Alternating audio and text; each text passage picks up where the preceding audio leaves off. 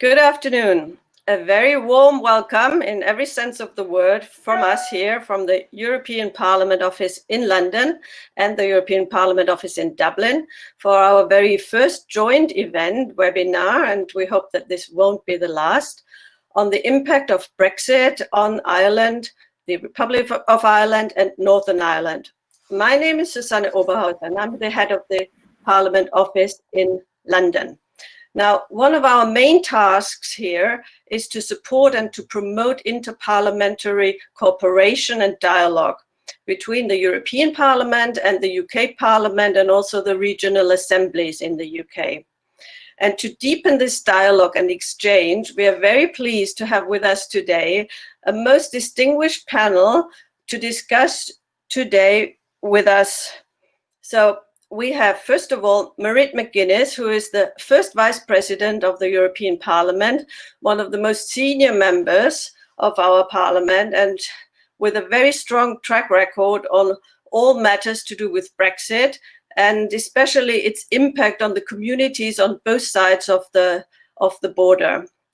We do also have, very pleased to have Lord Kinnoull, the chair of the EU Committee in the House of Lords, who has at the beginning of this month published a report on the Irish Protocol, which offers a very timely and useful guide to this protocol, to the withdrawal agreement.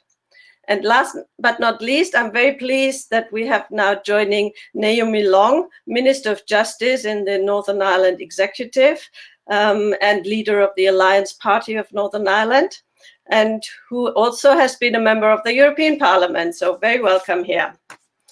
Now, as has been pointed out by both the European Parliament in its recent resolution and the House of Lords report, the Protocol on Northern Ireland is a crucial part of the withdrawal agreement, but yet important progress on its implementation is yet to be made. And that is also against the background of the stalling negotiations as regards the future EU-UK trade agreement. And as the House of Lords report points out, the combination of uncertainty, lack of momentum, and lack of time, compounded by the shock of the COVID-19 pandemic, is a potent threat to economic prosperity and political stability in Northern Ireland. So today we will try to explore in more detail what is at stake here and what exactly needs to be done in those few months remaining until the end of the transition period in order to avoid that threat. And to guide us through this complex topic, we could not have wished for a more profound connoisseur of the matter than Dr. Katy Hayward from Queen's University in Belfast, who has researched, written, spoken extensively on all questions in relation to Ireland, Northern Ireland, its border, the peace process, Brexit, and EU integration. So without further ado, I'm very happy to hand over to Katy, who will steer us through this discussion, and I wish everybody a very stimulating and interesting beginning of the afternoon. Thank you very much. Thank you very much, Suzanne, and it's a real privilege and an honour to be invited to moderate this discussion.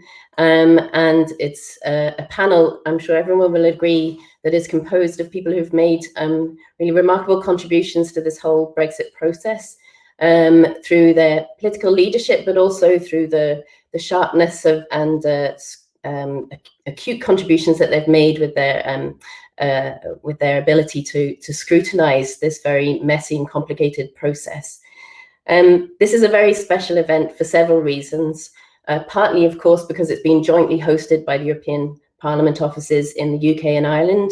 And at a time like this, that's particularly symbolic, I think, as well as practically important. So that's important to note and very significant, I think. It's also a special event because it's online, and this enables us to have such a wide range of participants, and you're all very warmly welcome from wherever you're joining us. And it also enables us to be quite open in the question and answer discussion. So please use the question function to type in whatever question you'd like to address to the after they've made their initial contributions. And just because of the nature of this and how it's slightly complicated to coordinate, so apologies if you see me looking at my phone. It's just because of the WhatsApp group that's behind all of this, trying to make sure everything runs smoothly. It's also important, I think, as an event because the focus is on Brexit and the island of Ireland. And I think that's worth noting, that it's not specifically about the protocol. It's not even specifically about the border, be it a land border or the sea border. It's about the island itself. And of course, the relationships between these two islands are integrally linked, as we will see, no doubt, in the contributions to be made by our panelists here. And as I mentioned at the beginning, it's a special event because of who is on the panel. And so I would just like to introduce them in a little bit more detail. First, Mairead McGuinness. Mairead McGuinness is the first Vice President of the European Parliament. As first Vice President, she oversees relations with national parliaments, in particular with the EU Affairs Committees of Member State Parliaments, who of course play a really important role. A member of the Parliament's Committee for Overseeing the Brexit Withdrawal Agreement, AFCO, she is also chair of the Parliament's Working Group on the Administrative Consequences of Brexit. She has responsibility for the Parliament's dialogue with churches, religious associations or communities, and philosophical and non-confessional organisations on EU policies and legislative proposals. She's also Vice President with responsibility for North America. Mairead is a member of the Parliament's Committees on Agriculture and Rural Development, the Environment, Public Health and Food Safety, and Constitutional Affairs. Mairead has achieved particular kudos, I think, for her handling of rather rowdy moments in the European Parliament, which were much appreciated, I think, by people at the time, and showed just how outstanding she is as a parliamentarian. So welcome, Mairead. Lord Kinnoull is our second panellist. He has been chair of the European Union Committee and principal deputy chairman of committees since September 2019, when he left the crossbenches and became a non-affiliated peer. He has also served as a deputy speaker since becoming principal deputy chairman of committees. He was elected to sit in the House of Lords at a crossbench hereditary peers by-election on the 4th of February 2015. On the 19th of March 2015, he made his maiden speech in the House of Lords on a report of the Science and Technology Committee. In June 2015, he was appointed to the Select Committee on Social Mobility. In 2016, he served on the Select Committee on the Trade Union Bill. And in May 2016, he was appointed to the Select Committee on the European Union and the EU Justice Subcommittee. And as someone who has been privileged to be able to give evidence before his committee on a number of occasions, I can say he is an exemplary chair, and the reports produced, of course, by your committee are really outstanding and have been made a very important contribution to our understanding of the whole process of Brexit and its impact on the island. So thank you. And then finally, Naomi Long, a lifelong resident of East Belfast. Naomi has served as Minister for Justice in the Northern Ireland Executive since January 2020 and has been leader of the Alliance Party since October 2016. Politically active since her early 20s, she joined the Alliance Party in the mid-1990s and was first elected to Belfast City Council in 2001 and to the Northern Ireland Assembly in 2003. She became the first Alliance MP ever elected to Westminster in a very memorable election, where she served from 2010 to 2015. In May 2016, Naomi returned to the Northern Ireland Assembly as MLA for East Belfast before becoming leader of Alliance that October. Since then, she's led Alliance through three of the Alliance Party's most successful elections, one of which, of course, was last year when Naomi was elected as Alliance's first MEP, and also in the 2019 general election, where the party further increased its vote and Stephen Farry was returned. Having served as local councillor, MLA, MP and MEP, Long is the only active politician in Northern Ireland to have served in every elected position, as well as having served as mayor, party leader, deputy leader, and now minister at a really critical time for Northern Ireland. And regardless of anybody's party background, I think everybody agrees that she's highly regarded as a very impressive politician, not least for her fearlessness. So without further ado, I'm going to hand over to Mairead McGuinness now to make her introductory remarks. Thank you.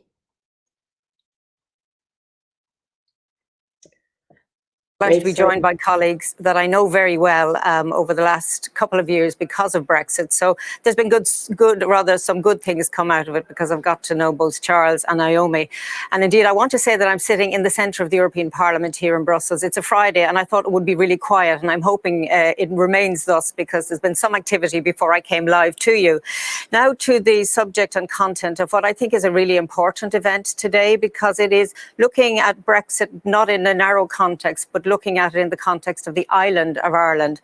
And to some extent, I think the pandemic has taken over all of our lives, and that while Brexit might be the item on our agenda politically, in fact, it isn't, because we're dealing with such a public health crisis. And we have to take account of that and the impact it's having indeed on the negotiations. Here in the European Parliament, just last week, we had a very significant resolution on the Parliament's view about Brexit and the state of play. And within that resolution, we talked about full implementation of the withdrawal agreement. To some extent, there is slight concern that because the withdrawal agreement is signed up to, that we might forget about its implementation. So I think it's really important that it is fully implemented. There are 3 core elements to that agreement, and they all need to be implemented. The resolution also spoke about the future, and there is no doubt that the European Parliament wants a very strong relationship with the United Kingdom. We believe that that is in all of our interests, but I think there's also a shared view that we won't, or if you like, support a deal at any cost. And I think that this needs to be understood by our counterparts in the United Kingdom. Michel Barnier addressed us during that debate, and again, he got our full support for the work he is doing. Needless to say, the issue of time was on our mind last week, because there is a deep concern that, given the fact that we are now almost into July, where we hope negotiations will step up a gear, there is rather little time on both strands to implement the withdrawal agreement in full, and also to come to a good relationship with the United Kingdom around trade and many other issues. And in fact, on the future relationship, the real deadline is October, because as you know, whatever is agreed needs to be ratified, not just in this House, the European Parliament, but by national parliaments. And I've just come from a conversation with the chairs of the European Affairs Committees of national parliaments. We were briefed by Michel Barnier on the state of play, and all of the national parliaments around Europe are looking very closely at what's happening on both strands, on the withdrawal agreement implementation and on the future partnership. So I think it behoves us all to, I suppose, focus on reality, and to hope that in the next coming weeks, I think the British Prime Minister thinks we can do this by the end of July, and I'm all for that deadline if it can be achieved. Perhaps that's not as realistic as giving it more time, but we certainly hope that something can be put in place before the October deadline, which is the deadline we have in mind. To talk a little about the structures here in the Parliament, because the responsibility has now moved from the withdrawal part, which was the Constitutional Affairs, to Trade and Foreign Affairs committees, who are handling this future relationship. And again, they were responsible for the resolution. My colleague David McAllister is the key person here in the Parliament, linking up on all Brexit related issues. And, you know, we are becoming more heightened in our awareness. Clearly, the pandemic has taken some of the political energy, rightly so, but we now realise that Brexit is, you know, it could come upon us rather sudden, and none of us want to see a no deal. On the other hand, the Commission and Member States continue to prepare for that possibility. And then I tried to make the link with our topic today, which is Brexit and the island of Ireland. And it's just very true to say that the future shape and relationships going forward will be determined by full implementation of the withdrawal agreement, but also the sort of deal that comes from our discussions in the coming weeks. And therefore, we are very supportive of the EU, the lead negotiator, Michel Barnier. We also, salute his determination to keep everyone involved. He's been extremely transparent right throughout what feels like decades, although I think it's 4 years. And he's been continuing on that basis so that nobody at European level is left out of the picture as to what's happening. And I suppose the good news from my earlier conversation with Michel Barnier is that he remains optimistic, although he listed the obstacles that might be in our way to achieve that future partnership. So in terms of where this Parliament sits, we want that strong relationship, but we also are watching very carefully the future, not just the future deal, but the implementation of the withdrawal agreement, because many members of this House have made it their business to become fully aware of the island of Ireland issues, the detail of the protocol. And I think that's really positive that there is that shared concern. So I will leave those as my opening remarks for this part of the conversation, and to say that at EU level, at the Parliament level, full engagement, some concern, but hoping that the negotiators will get down to business and crack some of these core issues, which we believe are in everyone's interest to deal with, not least the interests of implementing in full the protocol on Northern Ireland, because in many ways, what we do in the future deal will have an impact on the types of checks and controls that may or may not be required when it comes to implementing the withdrawal agreement. So my thanks again for the opportunity, and I look forward to both listening and sharing some ideas. Thank you very much, Mairead. You've set it out very clearly there, and I'm pleased to hand over to Lord Kinnoull. Thank you very much indeed, and thank you, Mairead, for a typically clear statement, and I can agree with every word that you said, as ever. And thank you, Suzanne, for organising today. I know it was quite a big slog, and Katy and Naomi, it's jolly nice to see you both, and thank you both as well. I'm going to cover four brief things in a few minutes. First is some personal reflections on the Northern Ireland Protocol itself. Secondly is the work of our committee. Thirdly is some views of the committee on the current situation. And fourthly is what matters now. But turning to the first of those things, of course, the protocol itself is a complex and subtle document, but it consists of three bits. The first bit is 2 pages of recitals. I'll come back to in a second. Then there's 15 pages of articles, which are actually the legal guts of the agreement. And then finally, there's 50 or so pages of the 7 annexes, which are really just lists of European laws that are to be respected going forward. But the recitals are very interesting. They're always interesting in any European Union document, in fact, because they do two things. They set a frame of mind for interpreting things, and they are aids to the interpretation of the articles that follow them. And my eyes were caught by the third recital, which says, recognizing that it is necessary to address the unique circumstances on the island of Ireland through a unique solution in order to ensure the orderly withdrawal of the United Kingdom from the Union. And I think that it is important that we remember that those recitals are there. Of course, at the core of the protocol is the essential tension between Articles 4, 5, and 6.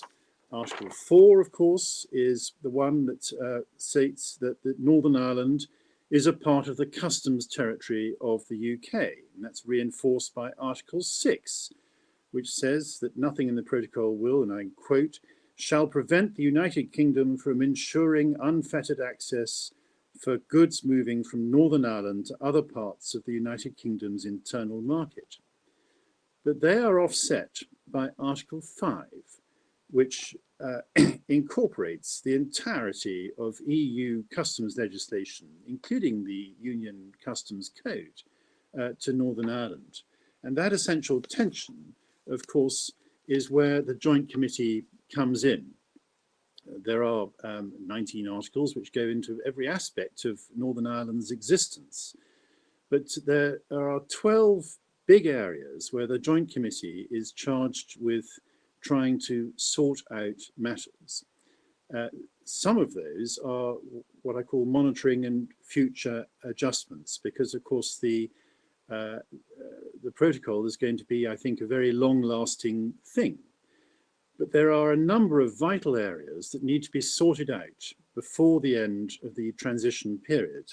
And I'm not going to list them all, but in particular, for instance, there is the definition of good at risk.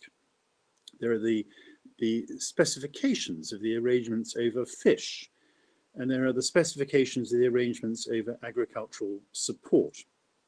So there are three things that I draw out of the protocol. Firstly is the importance of the recitals in trying to interpret it. Secondly is the essential tension between Articles 4, 5 and 6. And thirdly is the broad activities and importance of the Joint Committee. Now, turning to the second of my things, our committee, of course, is 45 years old, and we are charged with monitoring the whole of the relationship of Britain with the European Union. And that now also includes all the international agreements as well that Britain has. So that would include, for instance, us, or does include us, scrutinising the negotiations between the UK and the USA over a future trade agreement. Now, we have around 60 members across all of our subcommittees. We have 19 on the main committee and 25 staff, and we have produced 45 reports or so since the Brexit vote. Now, notice that the very first report we produced, which I've got here, which is my copy, in December 2016, was on UK-Irish relations. And the most recent report, of course, we've been referred to already, is on the protocol, which was produced on the 1st of this month. I remember that Michael Jay, former head of our Foreign Office and long-term member of our committee who retired a couple of months ago, saying to me in December 2016 that this would be the first matter that the committee reported on, that is the island of Ireland, and it will be the last one. And I have to say that I think that he was right wholly on that. Moving on to our views on the current situation, of course, we have just finished our report, so we're quite up to date. We in fact had an evidence session with business interests from the whole of the island of Ireland last week, which was an update of really our visit with more or less the same people, happened to be in Northern Ireland in February. We had, in fact, our Environment Subcommittee was having a joint session with the Northern Ireland Assembly Subcommittee to talk about environmental issues in Brexit yesterday. And we have a general meeting with the Northern Ireland Assembly next week. We would, of course, be much more active with Southern Ireland, but of course there have been electoral processes going on there, and I'm very much hope that we will have a new government to begin to interact with coming up shortly. The interesting thing most recently has been the British government's white paper that came out on the 20th of last month. And that was interesting because it is expressed really substantially in the future tense. It is jam tomorrow. And interestingly, I wrote jam tomorrow on it 1 hour after I'd started reading it on the front page. I rang our chief clerk to find that he'd also written jam tomorrow on the front page of his copy as well. And now that we know there is no extension, the issues that we felt to do with the urgency of beginning to address the detail of how things work in the future become day by day more urgent, which is a nice way of bringing me into feeling, well, what matters now? Of course, and in fact, we took evidence from Michel Barnier last week. It's very good to hear that at the future negotiation level, there's going to be an intensification of efforts. And I'm sure we're all delighted to hear that. But in fact, what needs to happen on the protocol is a huge intensification of efforts to try and get all the various bits of the protocol working again. To remind you, there is the Joint Committee itself, there's the Specialised Committee on Northern Ireland, there's the Joint Consultative Working Group, which at least on the 20th of May had never met, and now there is now going to be a new business engagement forum in Northern Ireland. Sorry, just 1 minute left. Apologies. So those things need to be functioning. And they need to begin to drip out decisions so that the people living in Northern Ireland actually begin to see that there is a future, that the businesses working in Northern Ireland can begin to see how they need to adapt for the new process. Thank you very much. Thank you very much. 45 reports is extraordinarily impressive, and each one of them very comprehensive. Thank you very much for your remarks. And now over to Minister Naomi Long. Thanks, Katy, and it's really good to see you all again this morning. Very unusual to be doing these things via web link, but it does have the added advantage that we get to speak to Mairead without having to take long flights anymore, which is fantastic. I just want to maybe reflect on a few things, just to make a few points, I suppose, to put this in the political context in Northern Ireland, because I think that there are challenges that are very specific to us that we need to be aware of as we move forward. I mean, the first thing I would say is that we're talking about Brexit and the impact on the island of Ireland. And I think we need to acknowledge the fact that when we talk about borders, whether that's in the Irish Sea or whether it's on the island of Ireland, we're not just talking about lines on a map. We are talking about cleavages in local politics that run very deep, that were the cause of conflict for many years, not just the most recent period of the Troubles.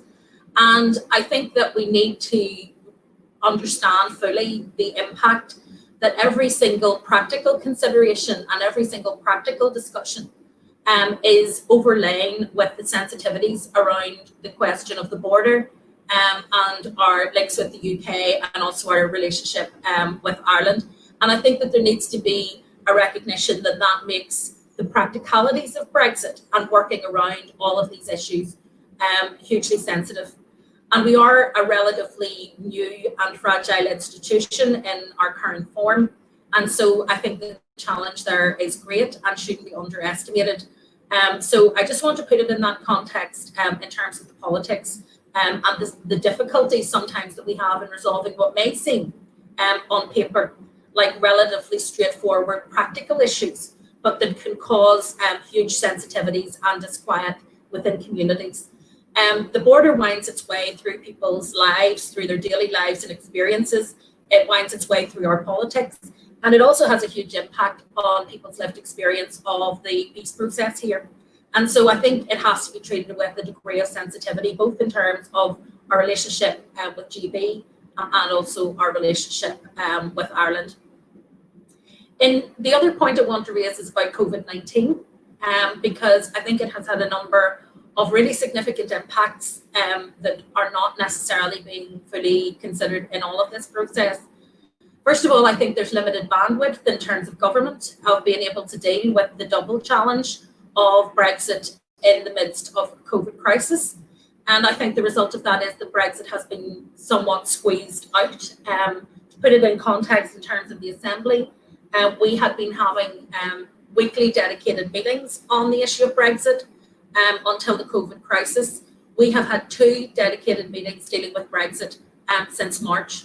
I think that's quite disturbing. It's not that we aren't dealing with Brexit papers as they come through the executive, but we are not doing the kind of future planning that I think needs to be done if we are heading for a December deadline. But I think we also have to recognise that there is limited bandwidth for business. But businesses are now in a survival mode in Northern Ireland. Many of them will struggle to make it through the reopening phase and relaxation phase of the COVID lockdown. And should we find ourselves in a situation where we have a second phase, a second wave of COVID, I think some will definitely struggle. And so to ask businesses that are struggling to survive, to also deal with a mountain of bureaucracy, paperwork and future planning for Brexit, I think is quite an ask. And I think that that is going to be hugely challenging because we recognise that Brexit would potentially be an economic shock, particularly in Northern Ireland as opposed to other places. But we now have also had this COVID economic shock. And so I think that by layering those two things together, it's an incredibly challenging time for business locally. We have a very integrated economy north-south, but we also are heavily reliant on our relationship east-west. And so the challenges of trying to maintain that balance, despite the fact that the government in the UK is taking a divergent path away from the kind of EU norms, I think is going to be a really complex issue for people in Northern Ireland as we try to manage that going forward.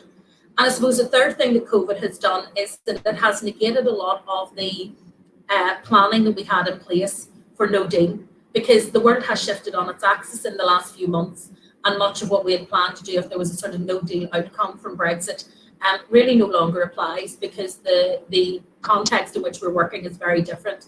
And yet government are not in the situation of having an Operation Yellowhammer or whatever it might be to plan for no deal, because they won't countenance the idea that there may be no deal. So I think that's a challenge for us at the moment in terms of how we split our resources between preparing for a deal, which we don't know the shape of, and trying to also mitigate against the effects of no deal.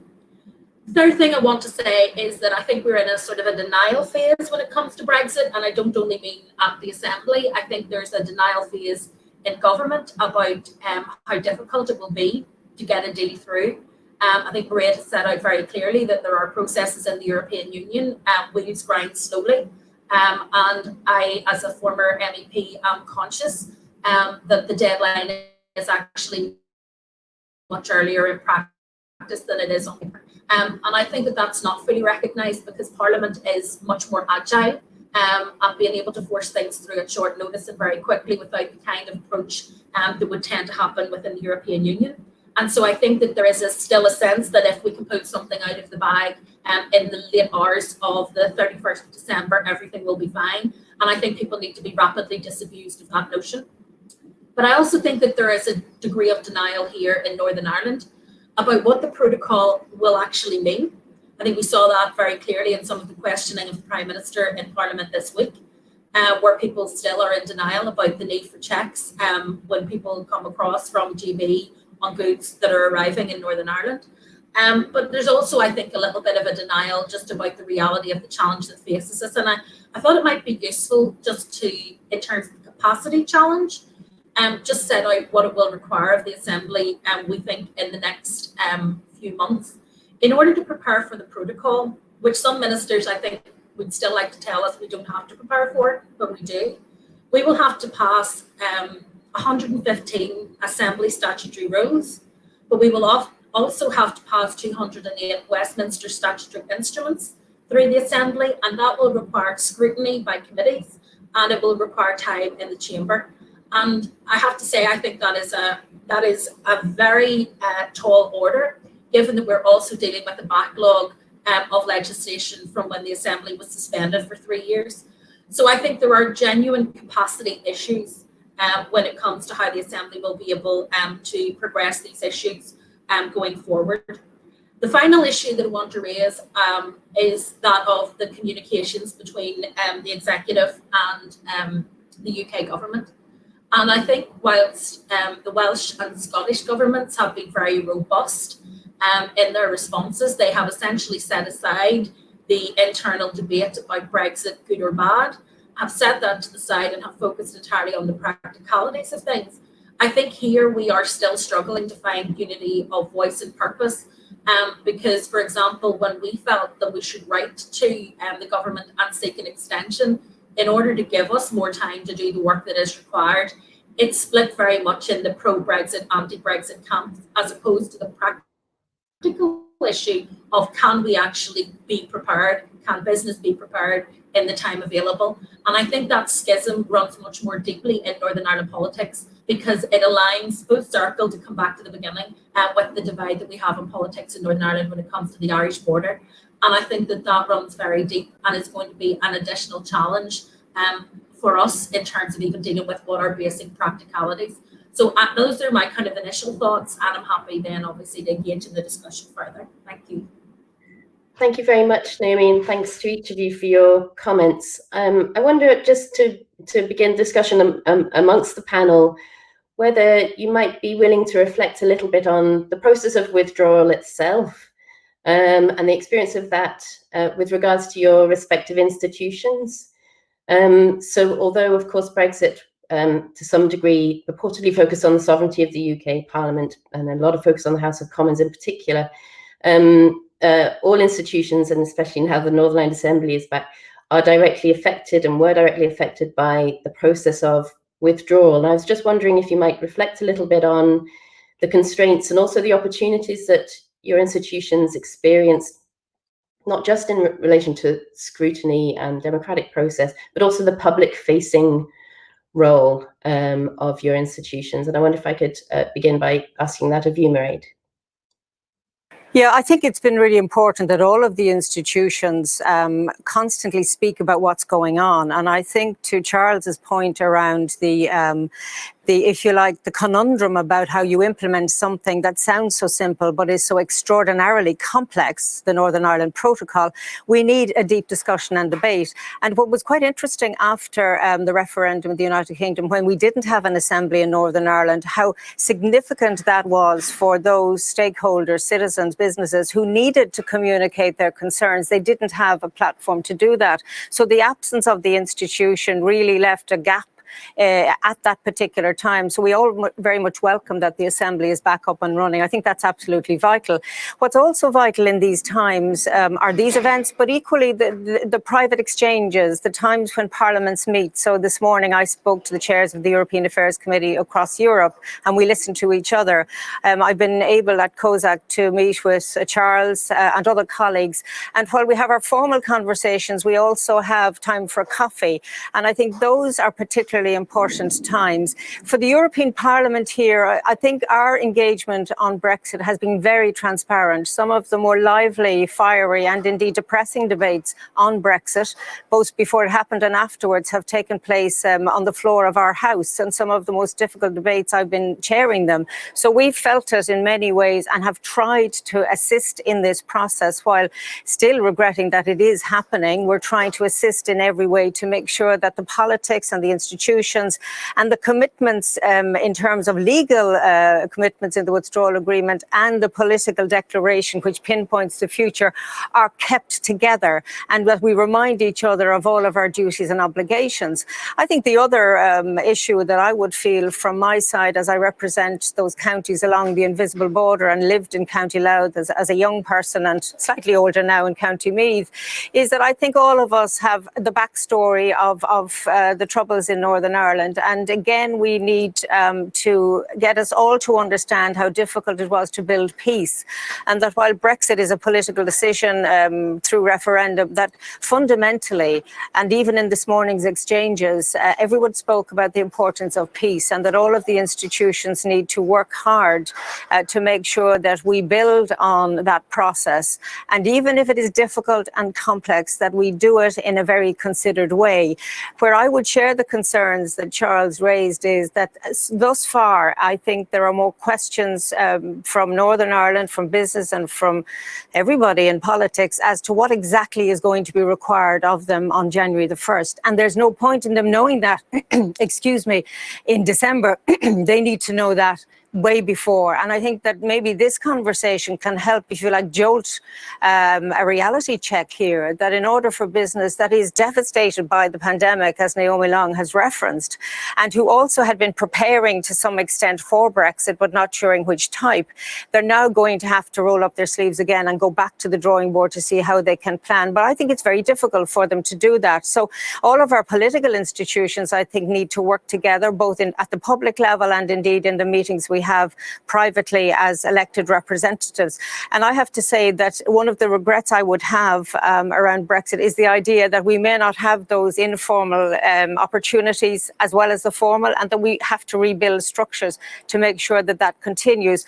Because even though we thought that the first phase withdrawal agreement, once was reached, that was that bit over, and we hope the next bit will be over, I don't think Brexit will ever be complete, in that whatever comes of these next few weeks and months, there will be other things to discuss with our friends in the United Kingdom, and therefore links will have to be maintained and strengthened, and perhaps new ones formed, in order for our institutions to work effectively, and for the political, if you like, space to make sure that these issues are dealt with.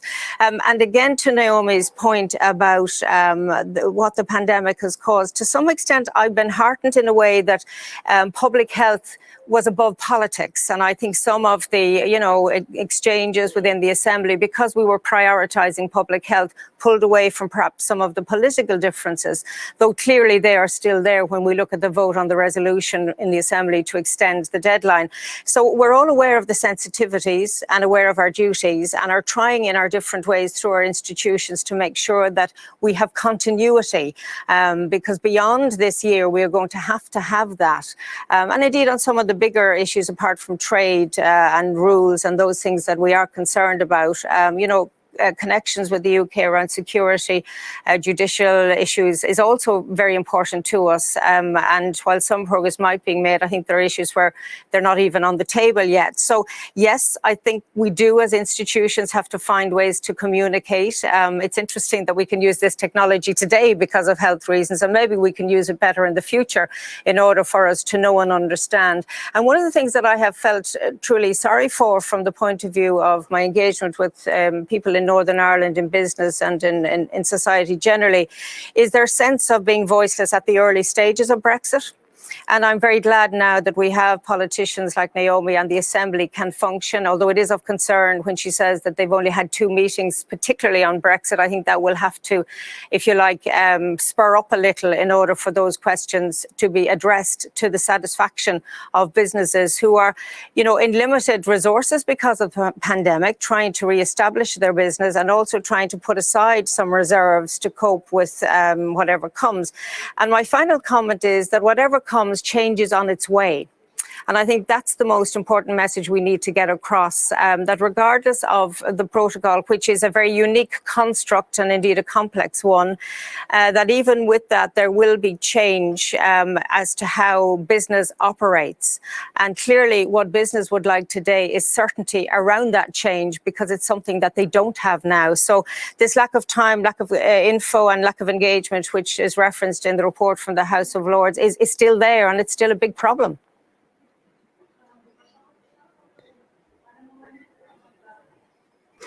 Thank you very much, Mairead. I'll hand over to you now, Charles, for your comments. Thank you very much indeed. Well, I've listed a few things out here. The first is I've written down is scrutiny gap. And that is that we had very good scrutiny arrangements in place before all of Brexit, but we don't have good scrutiny in place now, for instance, on the joint committees. And Mairead's European Parliament colleagues and Mairead herself came up with the inventive suggestion that in fact there's joint scrutiny arranged with the European Parliament and the UK Parliament to try and do that. And I remember talking to Mairead about this in January. We are extremely keen on that as an idea and think it's a hugely inventive idea. But the scrutiny gap has got to be filled somehow, because the joint committee structure, there may be other joint committees added in the future negotiations, is going to be incredibly important for all our nations. And so we have to address the scrutiny gap, and we're spending quite a bit of time on our committee considering how that is done and in discussions with government as well. Secondly, has been that this is in fact driven considerably greater levels of interparliamentary work. Just as Mairead was saying, I find the COSAC meetings incredibly helpful in terms of finding from other chairs of European affairs committees what is going on in their countries. We have significant additional numbers of bilateral discussions these days, and it is driving a difference in our behaviour. And indeed, the terms of reference of the European Union Committee in the House of Lords was updated a couple of months ago, and now specifically refers to that as being one of our tasks in life.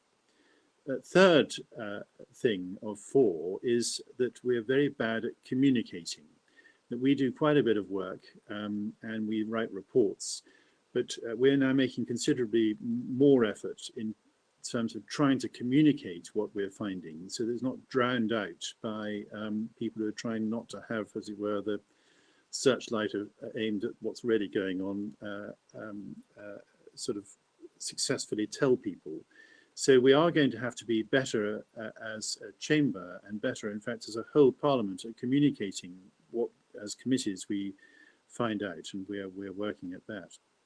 But I finished by saying that, of course, the remarkable thing of Northern Ireland Protocol is the symmetry between Northern Ireland and the Republic of Ireland, the island of Ireland, and the EU itself. The EU was a peace project, and the Belfast Agreement is a peace project of a different nature. And so it's in everyone's interest, it's everyone's DNA to try and make sure that the protocol, which is really prolonging a peace project, can be successfully implemented.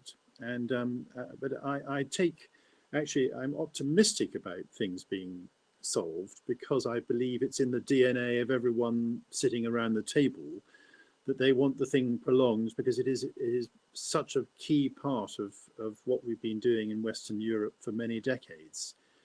I'm optimistic, but I do recognise there's a lot of hard yards to go. Thank you. Thank you very much, Charles. And just in terms of the communication from the Lords EU Committee, I would highly recommend that people follow you on Twitter. You're making valiant efforts with regards to Twitter threads. Very well. Yeah, I mean, I think that there are a few things that I want to touch on, but I'm going to pick up something that's literally just been said, and that is about Europe as, if you like, a peace project, and the impact of all of this on the Northern Ireland peace process. First of all, I would underestimate the impact that it's had, but some of that has been positive. So, for example, on the issue of Brexit, whilst, as I said, the party political lines are still very firmly drawn along the old dynamics, unionist versus nationalist, when it comes to the Brexit debate. In terms of society, that's not the case. So we've seen a massive move away from those traditional alignments.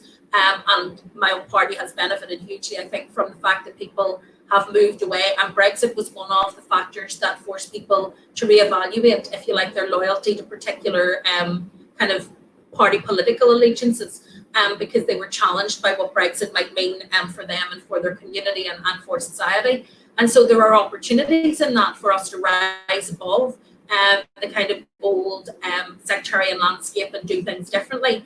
I wouldn't overemphasize it, I wouldn't overestimate it in terms of the impact that it's had on politics to date, but I certainly think that there are opportunities there in terms of transformation down the line, and that may be a positive. And sometimes it takes a crisis to drive people to reevaluate what actually matters to them. And thankfully, one of the things that really mattered to them was European cooperation and that wider project. I also think, if I may say, that the Northern Ireland peace process is surprisingly much better understood and much more sensitively addressed in the EU than I found it to be in Westminster. So, as having sat in both places, I needed to explain the peace process a lot less to my European counterparts than to fellow MPs.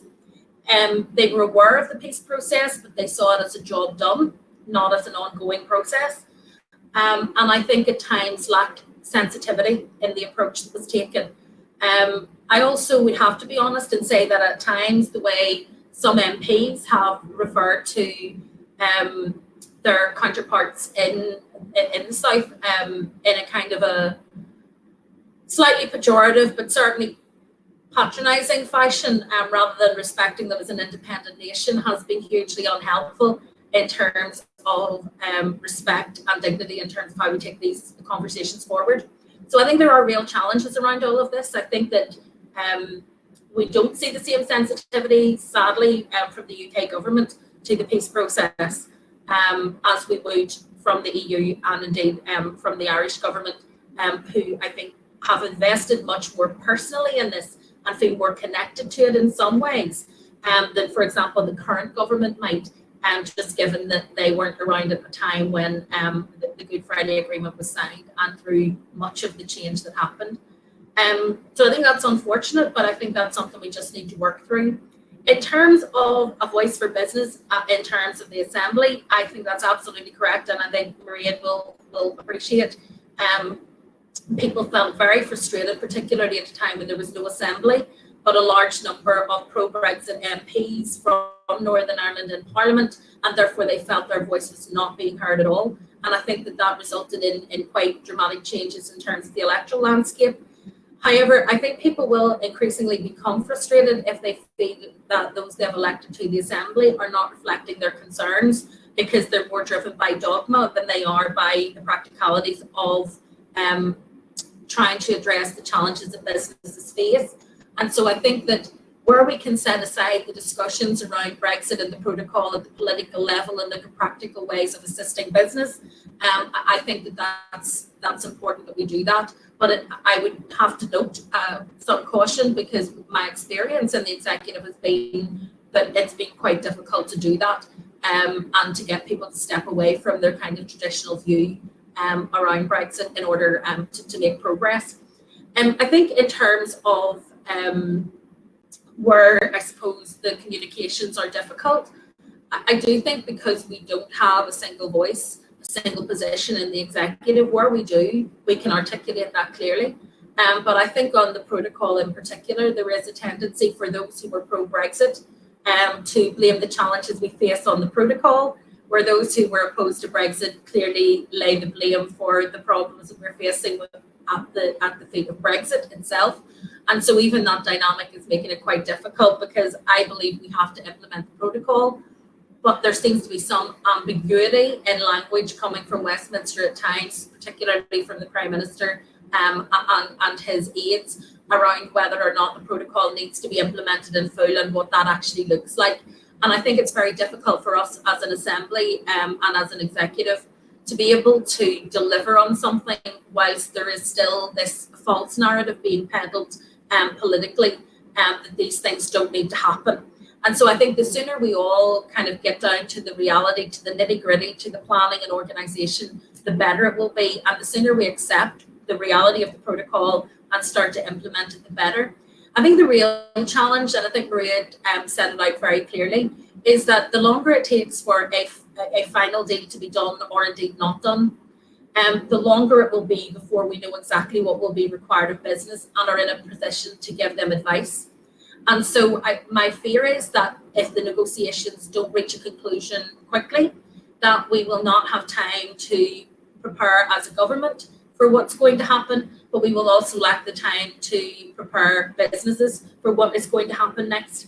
And I think that that is worrying, because there seems to be some belief that the transition itself will not end at the end of the year. There seems to be some belief that there will be some kind of phased approach to all of this. I keep referring people back to the fact that if you want a slower approach, you need to ask for the extension, and that hasn't happened. So I think there are real challenges, but I do think there are also opportunities in terms of people in Northern Ireland actually coming together at grassroots level and working on issues in a way that perhaps we haven't seen before. I also think, just in conclusion on this particular question, there has been a recognition that Northern Ireland is in a different place to the rest of the UK on quite a number of things, not least of all when it comes to the fact that our economy is weaker as a starting point, but also I think reflecting the need for immigration and the differential in our needs for immigration and perhaps some other parts of the UK. And I think that there is a real challenge now to find out how we can ensure that the regionalisation that we've seen with devolution is also reflected in how we actually plan for the future in terms of business and in terms of support for business. Because realistically, I think that it's those bigger ticket issues that are reserved matters. So things like immigration and so on, that will be absolutely vital in terms of Northern Ireland business either being able to survive this or not. Thank you very much, Naomi. Thank you to all of you for your comments. I was very struck by your phrase, Charles, when you talked about the protocol prolonging the peace process, which is a big ask of any document. And it's obviously we're conscious that it might be perceived that the legitimacy of the protocol is somewhat in question, given the context of it, with some, obviously many people in Northern Ireland not wanting Brexit, and then other people, and sometimes the same people too, being very concerned about the impact of the protocol. So we're in really tricky grounds, and but the protocol is there fundamentally to protect the Good Friday Agreement. So I think I'm going to bring together some questions that are coming through now from members of the audience in relation to protecting the peace process and the challenges that entails. And there are specific things to ask in this regard.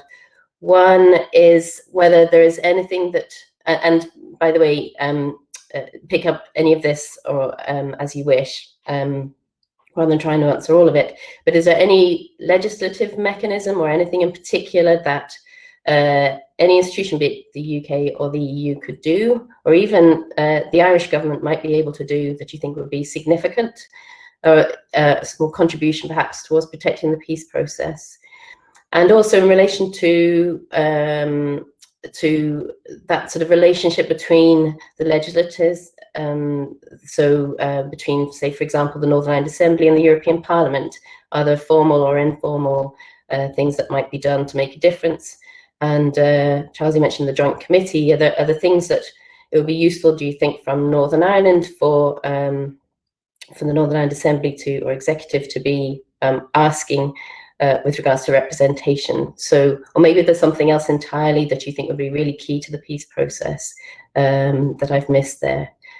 So I will look at who would like to answer first on that. Mairead, over to you. If I may just come in to say that one of the things we haven't mentioned at all is the reason why we have this complicated protocol, which is particularly about the peace process and no hard border, because that's what we've all been working hard to avoid, but also protecting the single market. And that's why it becomes particularly complicated. So there is no doubt that across this Parliament and across the member states, everyone is aware of the history of Northern Ireland and the island of Ireland, all of those issues, because they have made it their business to find out. And I think that's been really heartening.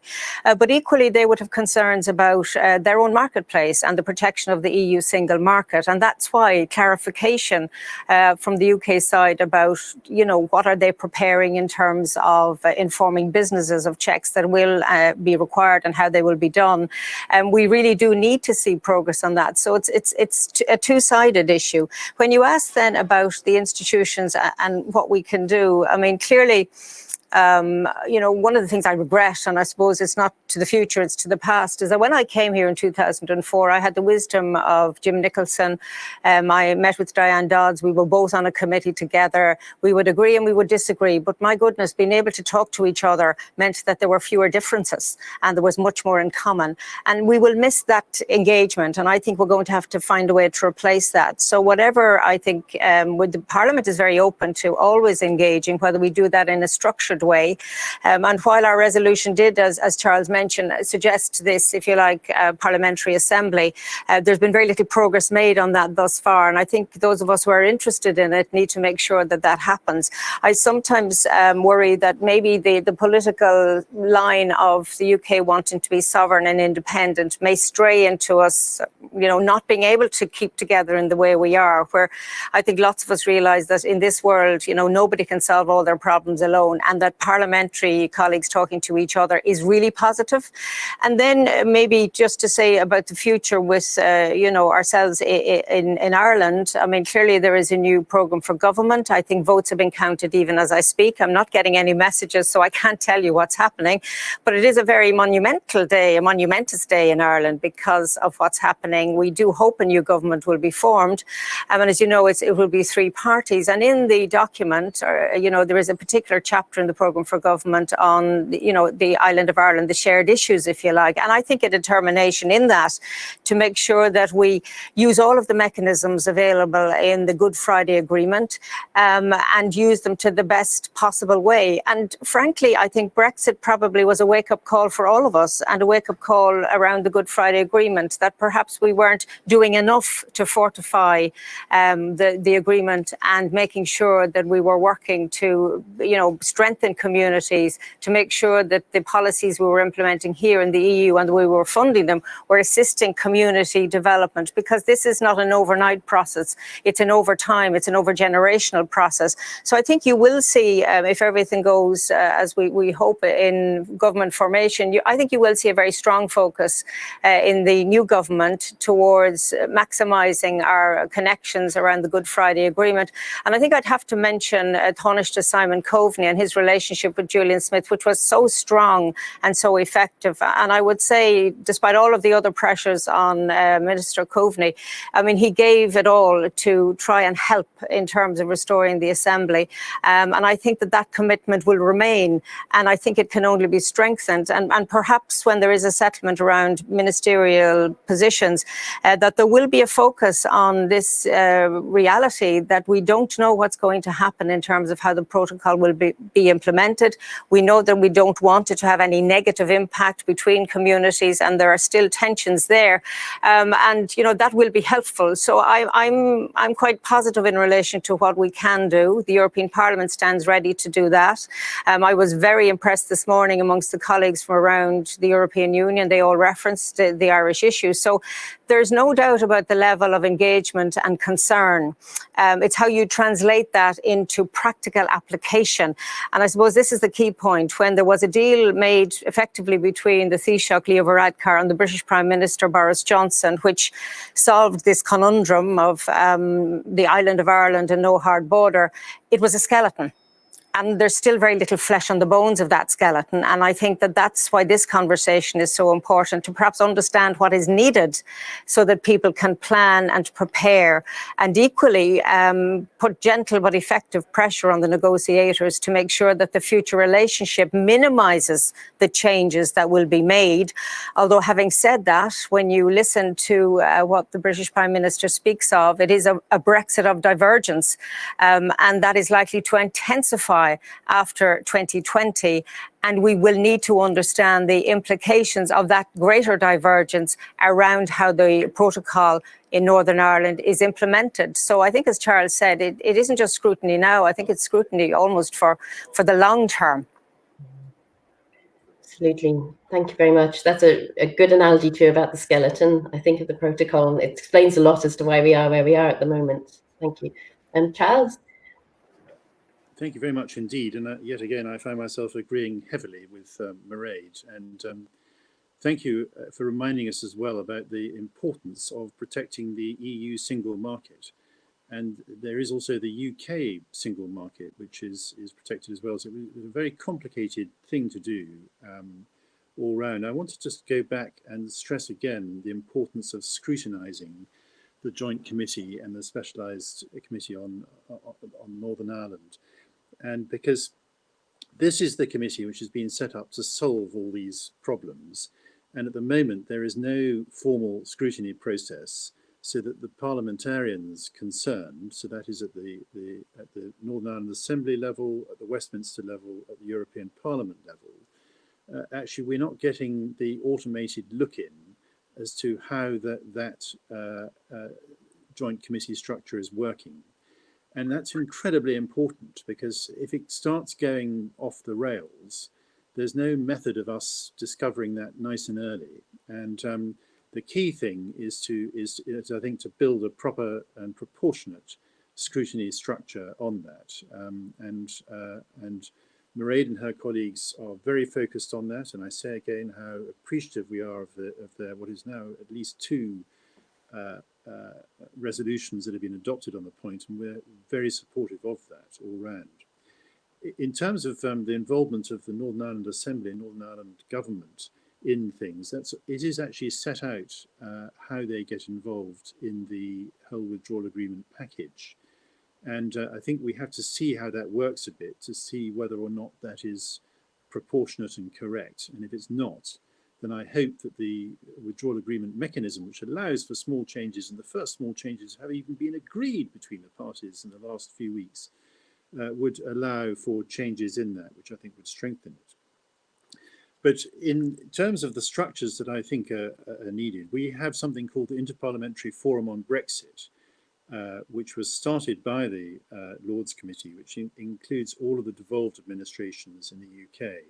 And we meet regularly in order to start talking about some of these issues. And Northern Ireland Assembly, of course, is back in the fold there for the first time. And that is one mechanism for making sure that things are right. There's also the British-Irish Parliamentary Assembly, which is another mechanism for ensuring that things are right, and that is powered by officials from our own committee structure, and we very much believe in that. I'm struck again by the incredibly wise Michael J, who did say that the most important meeting that ever took place in the margins of any EU summit was always the discussion between the British Prime Minister and the Taoiseach. And that at the moment, of course, there's no real method for those two individuals to ever have a private mini chat. And so I do think that one thing that needs to be set up is a mechanism for intergovernmental relations between the UK and the EU. And that hasn't been thought of yet. It's not really forming part of the future negotiation discussions. It's a detail for the future, but it must be set up. Thank you very much. Thank you very much, Charles. I noticed in the draft programme for government and staff that there's some intention of recreating those relations between Britain and Ireland as informal. You're absolutely right. The UK-EU dimension is still very much unclear. Naomi, yeah, I mean, I don't think we should underestimate just how important those informal relationships were in terms of Ireland and the UK joining the EU, engaging in the EU, and the pressure that brought to bear on all parties to try to resolve the historic differences between London and Dublin.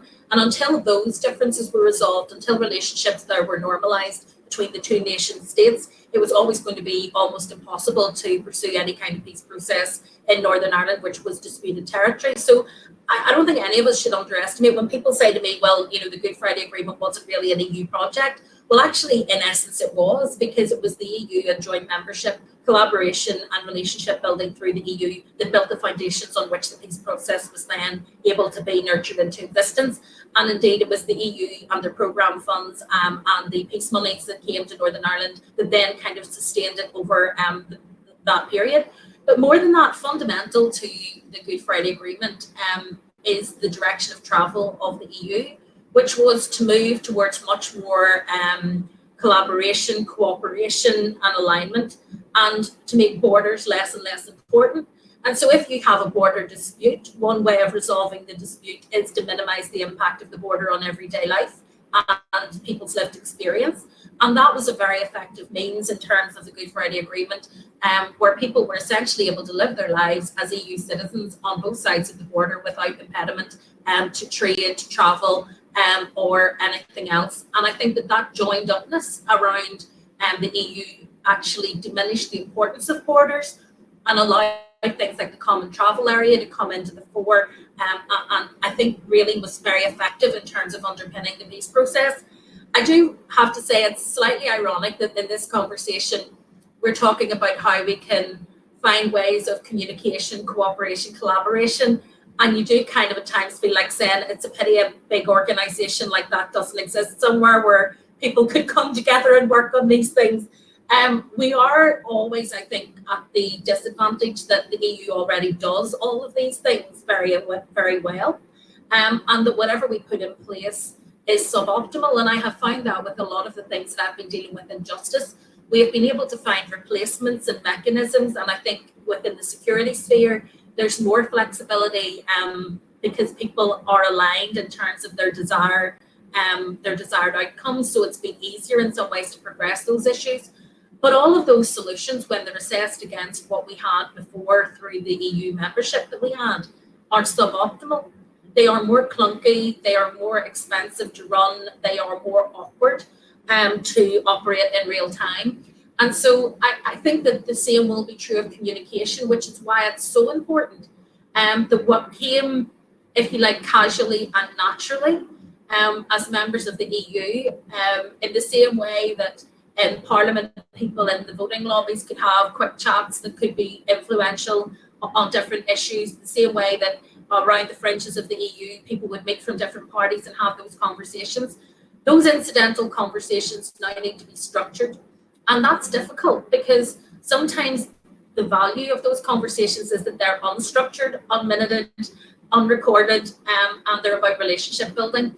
So I think trying to focus on communication is going to be the big issue, and I would agree entirely with the issue about the Taoiseach and the Prime Minister having that ongoing communication. I mean, the shared interests in these islands are enormous and go way beyond I think probably any other region in the EU in terms of our interconnectedness, in terms of trade and our economy and our future. And I think that it's really important that there is a mutually respectful engagement as equals on these issues between the Prime Minister and the Taoiseach, because I think if that doesn't happen, things will very rapidly unravel in terms of the Northern Ireland peace process, because I think parties locally will take their leadership largely from the tone of the relationship between London and Dublin, and that has been the history of the peace process. So I think if there's one thing that we can do to underpin the peace process, one really useful thing, it is to find a structure where that engagement between London and Dublin continues to be ongoing, intimate, consistent, and respectful, because I think it's when that starts to fray at the edges that we see tensions then rise in the community and in politics in Northern Ireland. I also think that it's important that the EU continues with the interest that it has shown in Northern Ireland. I mean, I referenced already the huge kind of understanding. I mean, the UK is strange, I suppose GB is strange in that it doesn't have a land border anywhere else other than in Northern Ireland, so perhaps has a slightly different relationship in terms of sovereignty and its sense of independence. I think a lot of EU nations understand sensitivities around borders, shifting borders, people's sense of allegiance and identity, and how those are intertwined, and had a much more natural feel perhaps for some of those challenges. I think it's really important that they maintain that level of interest in what happens in Northern Ireland in terms of sustaining the process, but also I think in terms of, you know, trying to facilitate that cooperation and collaboration between the UK and Irish government, because I think of all of the things that is absolutely key. And I think that that would be hugely helped by the EU having a presence in Northern Ireland. I know that's been controversial. The government has said it's not necessary and so on. But I believe that having a presence here, particularly when the EU continues to invest funds in Northern Ireland in terms of Peace Plus and other things, I think is a completely sensible and responsible thing to do. And I think it would be hugely helpful as potentially creating the kind of space that Mairead has mentioned, where politicians from different backgrounds, from different parties, from different parts of these islands would be able to interface and talk about the issues as we go forward. And as our relationship develops, because whatever future relationship is agreed at the end of this year, and I hope one is agreed, that relationship will inevitably, as everything else does, evolve and change over time. And so we need to remain connected. And I think perhaps where Northern Ireland could have an opportunity in all of this is to be the connection between the UK and the EU, and to be the platform where people can meet, have those conversations and discussions, because we have particularly unique experience of having one foot in each camp. And I think that an office in Belfast, or indeed in some of our other cities, would actually make a huge difference in terms of being able to offer that space for engagement. Thank you very much, Naomi. That's a really positive conclusion. So we've got about 10 minutes or so left of the panel discussion, and there are a lot of questions coming through that are quite big.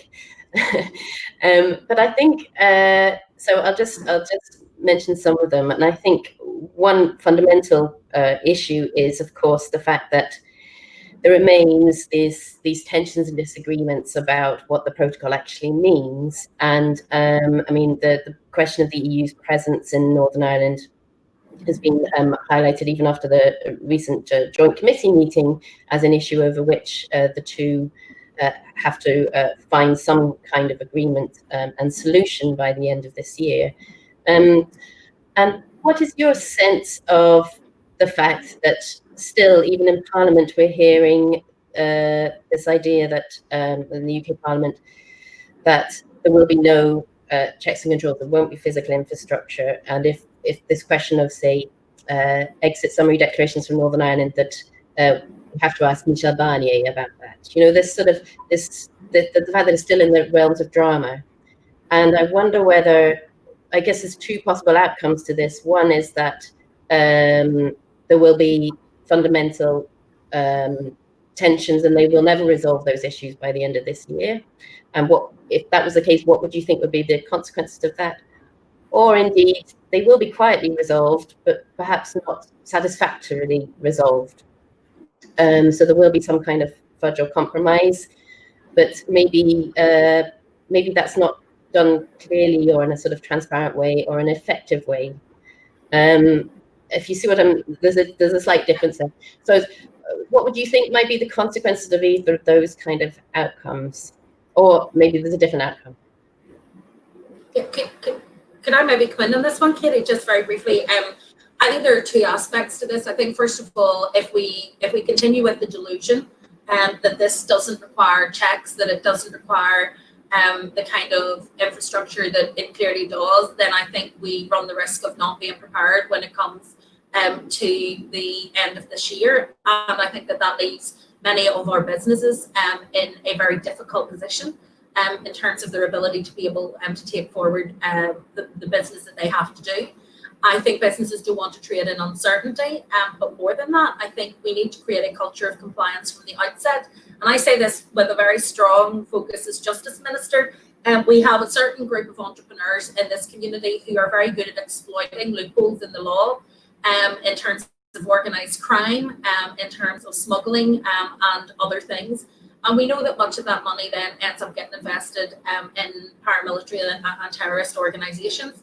And so I think it is hugely important that we are clear about what business has to do, that we make it as simple and straightforward as possible, and that we encourage a culture of compliance from the beginning. Because if we lose that, we will have businesses who default on their obligations through lack of knowledge. We will have businesses who find the whole thing so burdensome that they simply ignore it.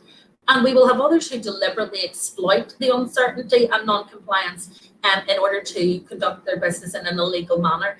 And I think if we do that, it is hugely damaging to the culture of lawfulness that we're trying to inject into Northern Ireland society in general. So I think that the implications of not being honest about this and not being prepared are enormous in terms of society.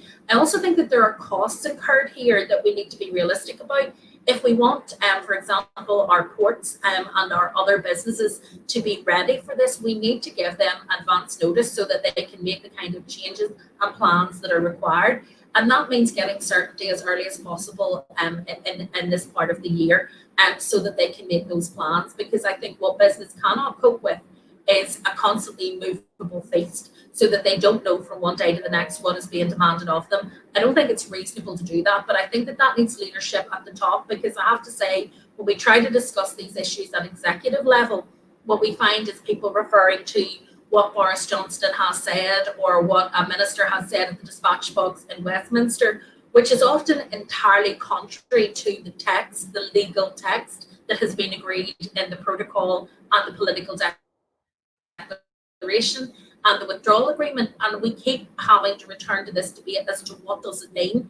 Michel Barnier will say one thing, Boris Johnson will say another. And so we are then in a space where, you know, it has been quite difficult to get people to accept what needs to be done. We actually, on a number of occasions, have asked for legal advice ourselves on what it means, so that we're absolutely clear that if ministers choose not to implement it, they're doing so in full knowledge that they're abrogating their responsibilities. So I think that this is going to be challenging, but I think the longer the narrative, the kind of fantasy narrative around this continues, the more damage we're going to do to business, and actually the more risk we're placing in terms of justice and security around an instability at the end of the year. Thank you very much, Naomi. Mairead, who wants to come in next?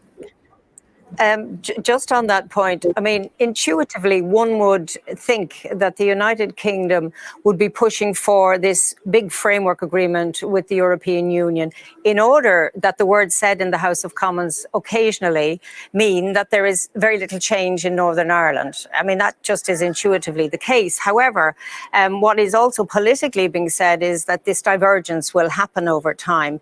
I mean, I think that a lot of business people will hear what's being said perhaps in many chambers, but actually will look at the reality, because this situation is not and cannot be hidden. So the idea of us, doing something but nobody will know isn't just real, because goods are physical and will need to be checked in certain cases, and there will need to be extra documentation, and you cannot get away from that fact.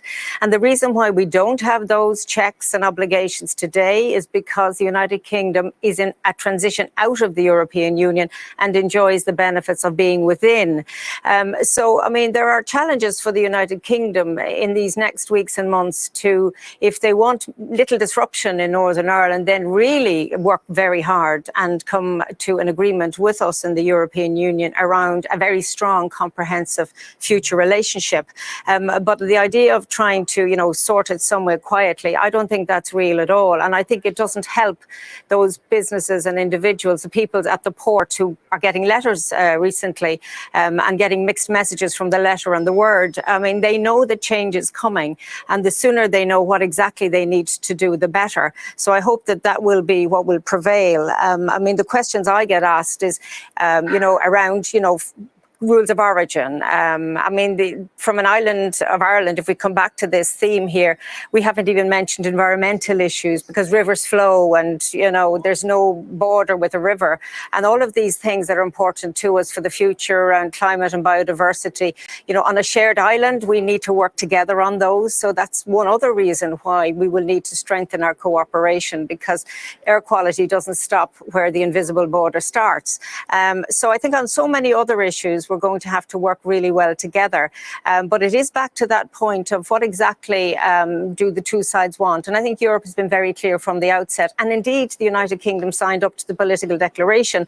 And here I have a slight concern, because it seems very clear to me that there is an attempt to move away from the concept and content of the political declaration more towards the Conservative Party's manifesto in the election. And I think this came up recently when the leaders here spoke and were joined by the British Prime Minister.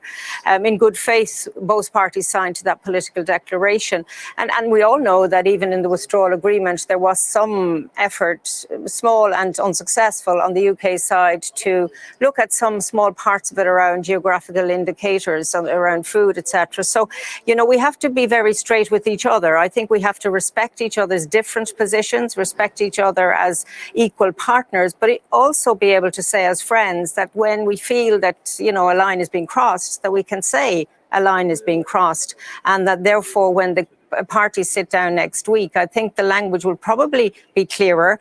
I don't think they'll be relying on technology, so they'll be in the room, and maybe over those quiet moments of a coffee or a tea, or I won't say a cigarette because that's not allowed in Brussels, but whatever it takes. I think sometimes it is those quiet personal conversations that allow negotiators to move to another place and break the deadlock. And my goodness, we need to break the deadlock now. Mm-hmm. Thank you very much, Mairead. Charles, last word to you. Thank you. Well, of course, I covered quite a bit of this in opening, because the joint committee structure is a thing that needs to address a lot of these areas. It needs to get going, because pretty well wherever you end up with the future negotiations, you are going to need to be clear what a good at risk is. So you need to have a large number of people talking about the real in-depth stuff. So 15 pages of articles needs to become a telephone directory of small helpful things so that business can function properly. What I would say is that I know there are concerns on the European Union side that the withdrawal agreement is not being respected, and this lack of trust between the parties is actually becoming a problem, and we have a theme in discussing that. That's not for today. But at a personal level, I can say I don't think anyone that I've met on the British government side is intending not to respect an international agreement. It's never been the case that it's not respecting it. There are definitely some differences of interpretation in what is actually quite high-level language, and that's not for today to discuss, but it's pretty difficult.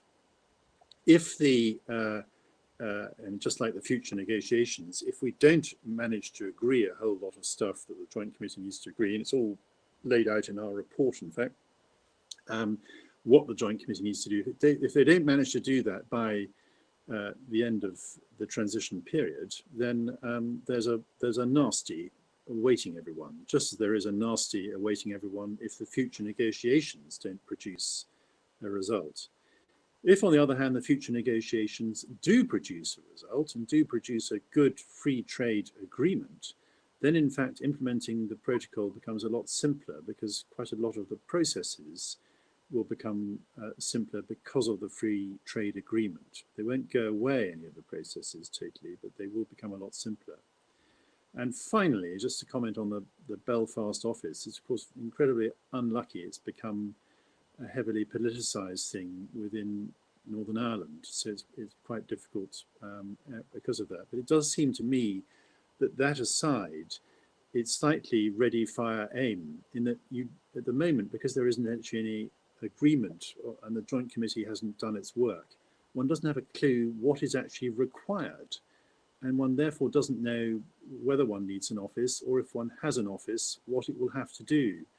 And I think that, I hope that all parties can leave the office question aside a bit for a moment, while we work out what needs to be done. And then it'll be obvious to everyone whether, because there are rights of verification for the European Union under the withdrawal agreement, whether in fact an office is required and what its functions will be. And I think we can just park that one for the moment. Thank you.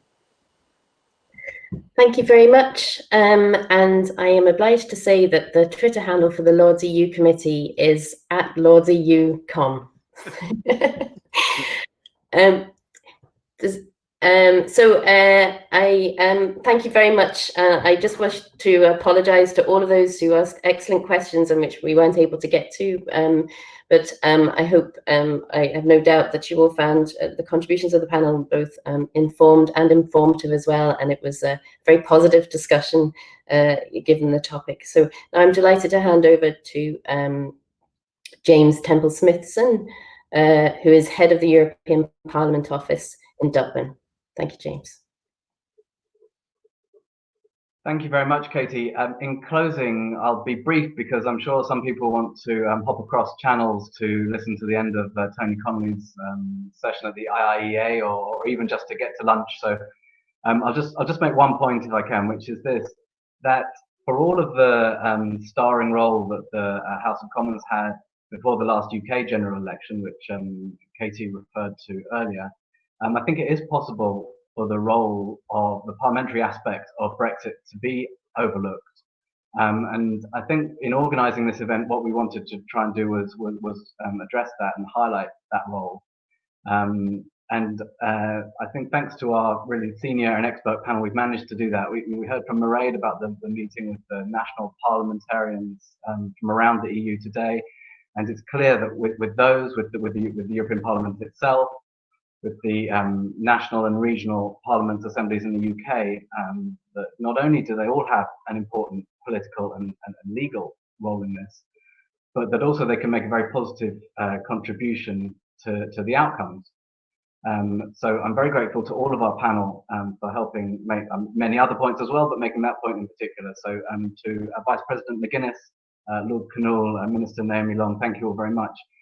Thank you to Katy Hayward for chairing this so knowledgeably and deftly. And then finally, most of all, to the audience, to all of you for tuning in. Thank you very much and good afternoon.